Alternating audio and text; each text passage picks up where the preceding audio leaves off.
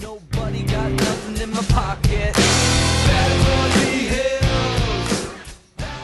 This is another Ryan's Remarks, bringing you frequently asked sales and marketing questions. Let's see what we have this week. Great questions coming in. This is from Gents Wofford. How do we get our message, especially in sales and marketing, out, Ryan, through a world that's so loud? And I call it, a friend of mine says content shock. I say constantly connected, but it's slammed and buried and drowning and so forth. So how do we do that? I propose a new word called we must over-communicate. We must communicate so well through multitude of channels, there's no room for confusion. Email, text, voicemail, in person.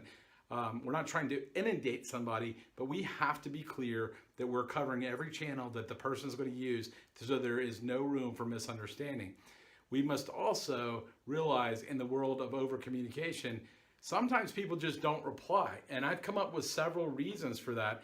There's the over response. The person always gets back to you and they tell you a lot. Maybe they make a decision, maybe they don't. There's the no response where people just don't respond. And I don't know if it's they don't want to tell you no, they don't care, they can't remember to respond, but none of those are good. And then there's the under response. There's the response that this new book I'm working on, it doesn't make any sense. You ask them 3 questions, maybe they prefer email, and they answer yes. Yes to which one?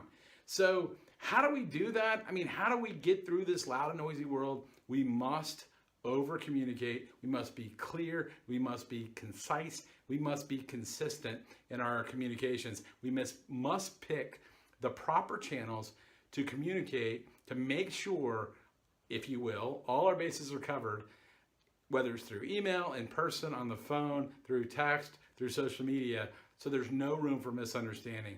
I can make the argument, folks, with what I do for a living, more time is wasted through misunderstandings, under communications, miscommunications, and very seldom when you over communicate, the term I'm bringing out, to make sure every person hears through a multitude of ways so everyone's on the same page.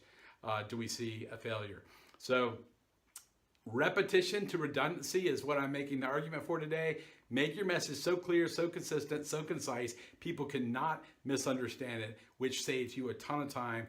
And it also keeps from making this world as noisy as it is, and it breaks it down and makes it simpler. So that is a great question, gents. Thanks for sending that in. It is noisy, it is loud, it is fast moving, but there is a way to get around it, and it is to be the best communicator there is, whatever you're focused on, sales, marketing, leadership, communications, or any other endeavor. Please keep sending these questions in. They're great through all our mediums. We'll keep answering them. And until next time, this is another Ryan's Remarks. Make all your remarks matter. Nobody got nothing in my pocket.